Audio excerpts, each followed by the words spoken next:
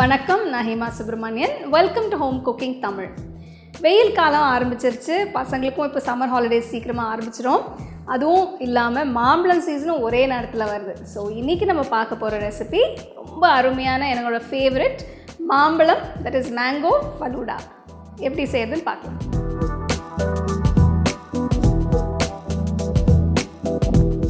இதுக்கு முதல்ல 2 table spoon sabja தண்ணியில் போட்டு ஊற வைக்கணும். சப்ஜா 1 மணி நேரம் ஊறினா போகிறோம்.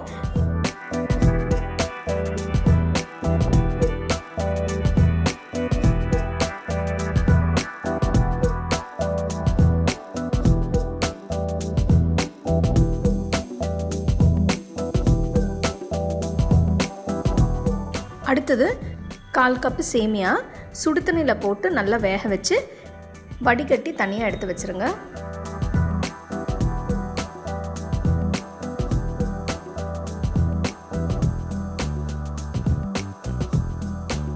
மேங்கோ ஃபலூடாக்கு 2 மாம்பழம் நல்லா பழுத்த மாம்பழமாக எடுத்து கட் பண்ணி மிக்ஸி ஜாரில் போட்டு அது நல்லா மையாக அரைச்சி வச்சுக்கோங்க. உங்களுக்கு நல்ல ஸ்வீட்டாக வேணும்னா கொஞ்சம் சர்க்கரை போட்டு அரைச்சி வச்சுக்கலாம். அடுத்தது ஒரு உயரமான கிளாஸில் முதல்ல 1 டேபிள் ஸ்பூன் ரோஸ் சிரப் ஊற்றணும். அடுத்தது ஊற வச்ச சப்ஜா சீட்ஸ், இது 1 டேபிள் ஸ்பூன் போட்டுக்கோங்க.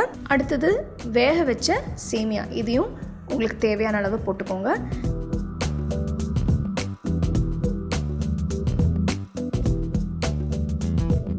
போட்ட பிறகு அரைச்சி வச்சு மேங்கோ பியூரே 2 டேபிள் ஸ்பூன் போட்டுக்கோங்க.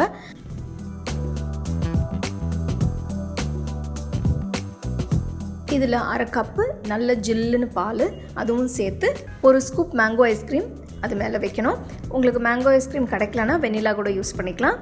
கடைசியில் பொடியாக நறுக்கிற மாம்பழம் பீசஸ்,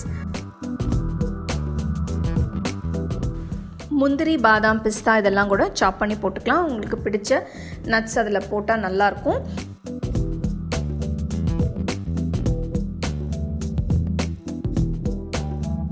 மேங்கோ ஃபலூடா எப்படி செய்கிறதுன்னு பார்த்தோம். பார்க்கும்போதே இவ்வளோ அருமையாக இருக்குது. ஆக்சுவலி எனக்கு அது குடிக்கிற போல் இருக்குது. ஸோ கண்டிப்பாக உங்களுக்கும் ரொம்ப பிடிச்சிருக்குன்னு நினைக்கிறேன். ஸோ மார்க்கெட் போனீங்கன்னா மாம்பழம் வாங்கி இந்த மேங்கோ ஃபலூடா வீட்டில் ட்ரை பண்ணி பாருங்கள். பசங்களுக்கு ரொம்பவே பிடிக்கும்.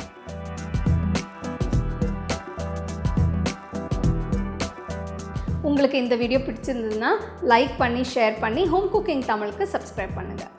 You can get a copy of our first edition of the home cooking book on 21 frames.